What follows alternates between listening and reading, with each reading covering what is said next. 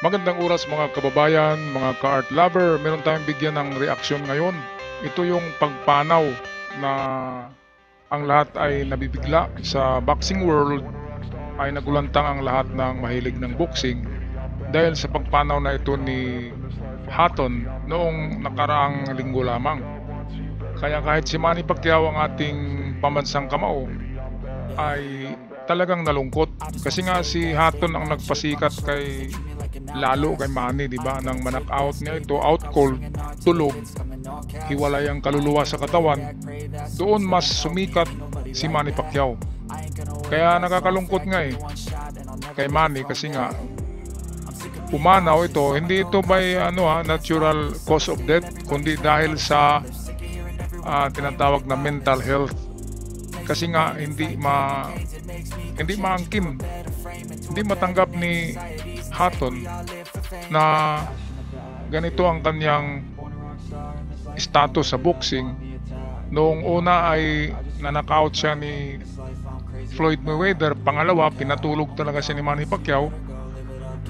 So talagang dinamdam niya, kaya nagkaroon siya ng itong tinatawag na mental health. May balak pa naman ito na bumalik sa boxing sana ngayong December 12, make that December first week of December, kasi naging inspiration niya si Manny Pacquiao. Kaya nga binigyan natin to ng reaksyon kasi nga related kay Manny Pacquiao ang upset ni ang upset ni Hatton sa boxing ay isa si Manny Pacquiao talaga na nagbigay ng napakalaking upset kay Hatton, kaya ito nagkaroon ng mental health, pero hindi naman yun sinadya mga kababayan. Kaya sa karagdagang informasyon at kwento tungkol kay Hatton ay narito ang ating idol. Walang iba ang the greatest boxing commentator of the Philippines, si Attorney Ed Tolentino. Narito ang video. At ngayon, sa edisyon ng Boxer Shorts, ating pag-usapan ang naging biglang pagpanaw ng isang sertipikadong boxing superstar mula Inglaterra. Siya walang iba kung hindi si Richard John Hatton, o higit na kilala sa kanyang pangalan sa boxing na Ricky Hitman Hatton. Nitong nakaraang September 14, sa edad na 46 years old lamang, nakitang wala ng buhay si Ricky Hatton sa kanyang bahay diyan sa Manchester, England. Hindi pa maliwanag kung ano ang rason, ang dahilan ng kanyang pagpanaw, subalit bumabaha na ang tribute para sa nasabing boksingero. Ang karera ni Ricky Hatton, mga kaibigan, partikular ang kanyang boxing career, ito po'y nakadikit sa boxing career ng ating pambansang kamao Manny Pacquiao, sapagkat hanggang ngayon walang makalimot sa kanilang naging magandang bakbakan noong May 2009 para sa Lineal Junior Welterweight Championship of the World. Health at mental health issues ni Ricky Hatton, mga issue na maaaring naging dahilan sa kanyang magang pagpanaw. Kaya naman meron tayong advisory, mga kaibigan. Kung kayo po ay may kinakaharap na mental health issue, reach out. Humingi kayo ng tulong sa mga dalubhasa at sa naaayong ahensya. Ayan mga kababayan, napakadelikado itong mental health Kasi kapag hindi mo yan na-control, yung iba dyan ay nagpatiwakal, nag-suicide. Kasi nga mental health hindi mo malalabanan yan kasi yan ay dikta ng iyong utak. Kaya mental, yung utak talaga ang nai-stress, hindi na malaman ng utak kung ano ang totoo at hindi. Kaya nagkaganito ang taong merong mental health. Kaya sumangguni talaga sa mga sa dalubhasa ng mental health na mga therapist. At isa din diyan ay bumalik sa Diyos, sumali sa mga recollection, Bible study at retreat at religious groups or clubs para mapalapit sa Diyos at mawala ang stress, kasi ang stress ang proponent ng mental health. Kawawang Michael Hatton, 46 years old pa to mas matanda pa ako diyan tapos namatay. Sobrang lasinggiro kasi laging naglalasing, Kasi nga dalawang magkasunod na talo niya kay Floyd Mayweather at Manny Pacquiao, at lahat ng talo niya ay knockout at nakakahiya. Mataas kasi ang ego nito, ang pride, kaya hindi niya matanggap hindi natin yan ma-blame si Hatton, kasi ganun talaga ang mental health. Hindi kayang labanan yan. Marami nang natapos ang buhay dahil sa mental health na yan, mga kababayan. Kaya si Manny Pacquiao ay talaga nalulungkot dito.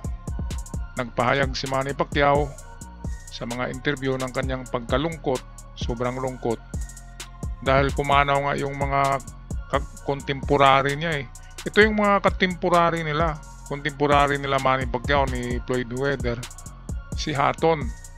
Yung iba buhay pa di ba? Rick Morales, di ba? Si Barrera, buhay pa yan. Sino pa yung isa na Mexican na si Golden Boy, Oscar de la Hoya, buhay pa rin, di ba? Tanging si Hatton lang ang nawala sa contemporary ni Manny Pacquiao Kaya nakakalungkot din. Alright, patuloy tayo sa salaysay dito ni Attorney Ed Tolentino. Huwag niyong suluhin ang problemang ito. Hindi niyo kayang i-knock out mag-isa ang nasabing mga mental health issues.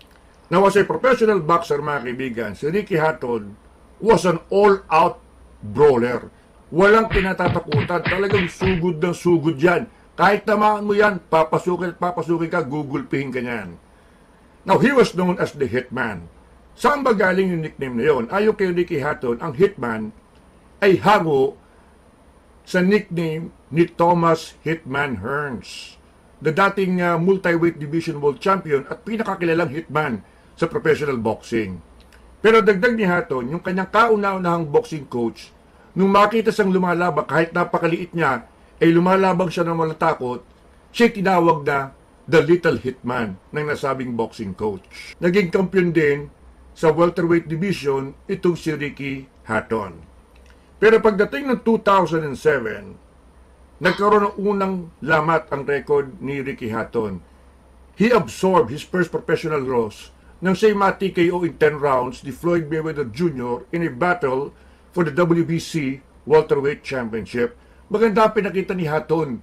In fact, naalog pa nga niya si Mayweather early in the fight. Pero nung ma-figure out na ni Mayweather yung kanyang style, na-dissect na ni Mayweather, ayun, na-TKO si Hatton in 10 rounds. Now, after that fight, sabi nga nila, the first cut is the deepest. Nag-sink into depression itong si Ricky Hatton. Nalungkot siya kasi napahiya siya sa kanyang mga tagahanga na pumunta pa sa Amerika para panoorin siya at nalasap niya ang kanyang unang pagkatalo. Pero mas lalong lumala ang depression ni Ricky Hatton 2 years later in May 2009 nung siya'y bugbugin at patulugin in 2 rounds ni Manny Pacquiao sa kanilang laban para sa lineal junior welterweight o 140-pound championship. Talagang knockout cold ni Pacquiao itong si Ricky Hatton. Sabi ko nga sa aking komentaryo noon yung pagkaka-knockout ni Manny Pacquiao kay Hatton, parang naghiwalay yung kaluluwa ni Hatton sa kanyang katawang tao. Ganun kabrutal yung knockout ni Manny Pacquiao. And because of that loss, pangalawang talo lamang niya, lalong lumala yung depression ni Hatton. Ayan mga kababayan, di ba nakita nyo? Tihaya talaga siya no? Hatton, ayan humiwalay nga yung parang astral projection yung kaluluwa ni Hatton ng matamaan ng kaliwa ni Manny Pacquiao. At dito mas lalong sumikat si Manny dito dahil nga ito'y mataas na timbang na pinasok ni Manny. Level ni Mayweather na na kategory ng timbang. Mas mataas na timbang, mas mabigat. At dito nagumpisa ang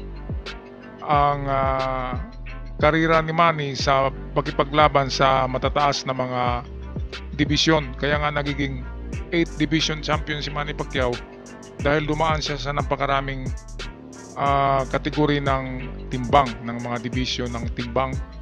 At ang panghuli niyan ay yung mga lalaking kalaban niya talaga na katulad ni yung Margarito na napakalaki. At nitong huli lamang, di ba, malaki rin yung kalaban niya. At diyan natin na nakikita na kung paano lumaban si Manny mag-umpisa sa bantamweight hanggang sa junior middleweight na malalaking kalaban. Kaya nga Michael Hatton ay marami talaga ang nasyak dito, naawa, dahil nga Hall of mabigyan na to ng baka ma-awardan na to ng Hall of Fame, pero hindi umabot dahil siya mismo yung nag-decide sa kanyang buhay. Intoxicated siya, umiinom talaga ng marami para matapos yung kanyang problema.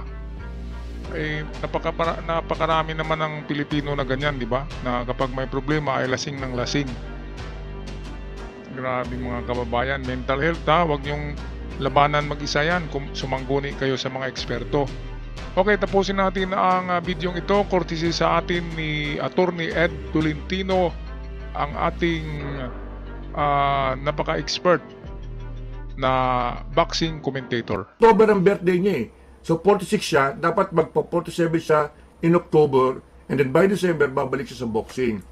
Hindi na po mangyayari yon, yung comeback na yon, sapagkat ito nga, nakitang wala ng buhay si Hatton at age 46. Si Hatton ay maraming problemang kinaharap sa kanyang personal na buhay. In addition to his mental health issues, nabully rin po yun ng bata kasi mataba siya. He had weight issues throughout his career. Yung timbang ni Hatton, pumapalo ng 200 pounds kapag hindi siya lumalaban. Kaya nga tawag sa kanya, Ricky Fatton, minsan, But for some reason, nagagawa niya ng paraan na ibaba ang kanyang timbang come fight time. But this experiment with his weight cost him. Eventually, it affected his conditioning. At ayun, nanakot siya kay Manny Pacquiao. But there is no denying, mga kaibigan, that at the height of his career, Hitman Hatton was the most popular boxer doon sa Inglaterra. Ibang klase yung followers niya. Alam niyo ba, mga around 25,000, 30,000 British fans ang pupunta sa Amerika para panoorin lamang ang mga laban ni Ricky Hatton. Ayan, so rest in peace, Ricky Hatton. Nagbigay sa atin ng entertainment at sigla sa karera ng boxing, lalo na kay Manny Pacquiao. Kaya sa mga kababayan natin yan na diyan na nagsasuffer ng mental health, ay huwag niyong labanan mag-isa, huwag kayong inom ng inom. Kumonsulta kayo sa mga ekspertong doktor at lumapit kayo sa Diyos. Ako'y magpaalam na, mga kaboxing, mga card lover. Hanggang sa muli, at huwag kalimutan mag-subscribe sa ating munting channel. Paalam at ingat ang lahat.